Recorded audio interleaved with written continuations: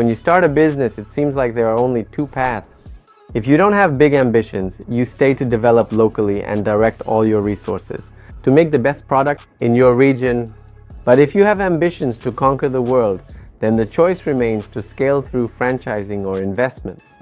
But how do you know when and how to think about scaling? Why is franchising not just the sale of rights to use a logo, but a real business model that can help your project grow at an incredible speed? These questions often arise among budding entrepreneurs. And in this video, I will explain why franchising, in my opinion, is the fastest boost for a company's growth. Hello everyone, my name is Anton Vasilenko. I'm 32 and I am the CEO and founder of the True Gamers brand network, as well as the owner of 4 successful brands. Over the years, I have managed to open more than 450 locations, which serve over 600,000 customers monthly in 130 cities worldwide. In my business portfolio, there are projects that are already well known, annually feature in the rankings of Forbes, RBC, and other influential business publications. My team and I are ambitious, strong entrepreneurs. We are not afraid of challenges and are ready to promote concepts that literally blow people's minds worldwide. Just consider the concept of extreme esports in Abu Dhabi. I have gone through all the stages of development, from choosing a niche to entering the global market. And moreover, I am doing all of this right now in real time. Now I want to share my experience with you. On this channel, I will talk about business, trends, entrepreneurial approaches, and share my vision of how to build a successful company. Perhaps my words will become the very catalyst that changes your perspective on business, your team, or on yourself. The first business with which I began my entrepreneurial journey was a barbershop chain. At the start, I chose the path of investing to open the first barbershop. But it so happened that in our region, people were very skeptical about it, believing that this type of business could not develop, considering it niche and not for everyone. Therefore, I had to delve into studying franchising. In fact, I ended up there out of desperation, and now I realize it was the only right path.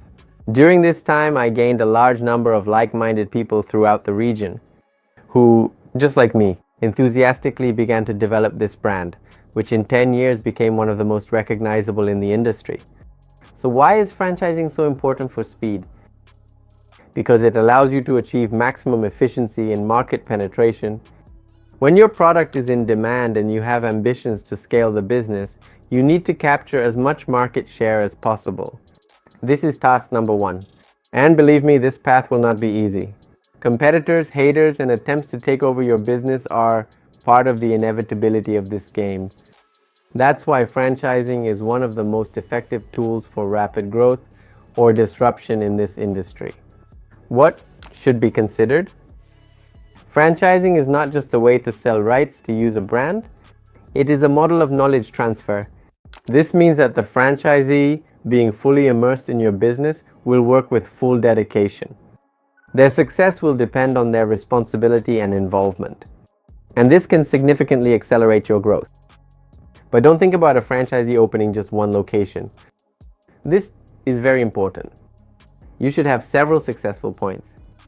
For example, in the barbershop the idea of franchising came to us when we had 3 of our own establishments. In the case of True Gamers, despite our 10 years of experience, it took us to launch the first franchise offer. In July 2024, since 2022, we have opened 15 businesses and are building 10 more. We are confident that the right franchisor is someone who can successfully clone the business model and achieve results. Therefore, if you have 3 or more businesses and they show more or less the same business efficiency in other locations, then it's time to think about a franchising model. At the same time, you need to prepare in advance for selling a franchise. Franchising, first, this is of course the transfer of a trademark, technological advancements, but to a large extent it is still an educational product and knowledge. In fact, if your portfolio contains a lot of documents standardizing your product and educational value. Furthermore, regulations, rules, technological maps, and everything necessary to effectively create a product, consider that the launch of the franchising model is practically ready. With such a set, you can easily find someone who will like your business model. By the way, These could even be your clients. For us, it has worked out this way several times. In fact, this happens all the time. And in my opinion, this is the best option. The person is not just interested in you as a business, but they have also experienced it and know your approach in detail from the inside. However, there are two types of people to whom we do not recommend selling a franchise. The first type, these are investors who do not plan to develop the region and create a management company with their own management. If a person buys one location and views it as a passive investment, this will be a problem. A good example of how not to do it is the emergence of Burger King locations in Europe, which were opened as franchises. The company attracted many franchisees who bought several restaurants, believing that a well-known brand would guarantee profit. But many franchisees, especially those who bought multiple locations, could not or did not want to devote sufficient attention to managing their restaurants without constant supervision. This led to problems with staff training, poor customer service, and frequent operational errors. For example, employees did not adhere to service quality standards, which ultimately reduced customer satisfaction levels. As a result, because several franchisees decided to simply rely on the brand's name, without being involved in the process, Burger King increased the requirements for all future franchisees. The second target profile to whom you should not sell are creative individuals who tend to change the business model and invent something of their own. Such people start to distort the product, which leads to negative consequences. As a result, they simply deform the product, and this directly affects the metrics, and the franchise will be unsuccessful, which can affect the reputation of the managing companies.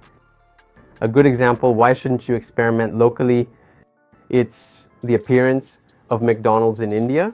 There, local franchisees began adapting the menu to local tastes, adding a lot of spices or creating new dishes. And this led to a decline in quality, service, and standards in some restaurants, causing confusion among customers accustomed to the classic taste. We identify for ourselves these two important psychotypes, specifically the investor and the creator psychotype, who are not the most prosperous buyers. Franchises. From a statistical point of view, you must understand from the start that the franchisee is a student and the franchisor is a teacher. Therefore, your contract should specify all the nuances related to the method of technology transfer from one to the other. As in any partnership agreement, like in any prenuptial agreement, we must outline our boundaries, what we do, and what we expect in terms of financial flows from our partner, in terms of their actions, and conversely, the franchise does not allow for unauthorized experiments. At best, this can affect the economy of both parties, and at worst, it can disappoint the franchisee in choosing the franchise model as a working tool for business growth. By the way, write in the comments if I should make a separate episode about franchise relationships and the franchisor from both a human and legal perspective. And I want to immediately clarify the issue of responsibility.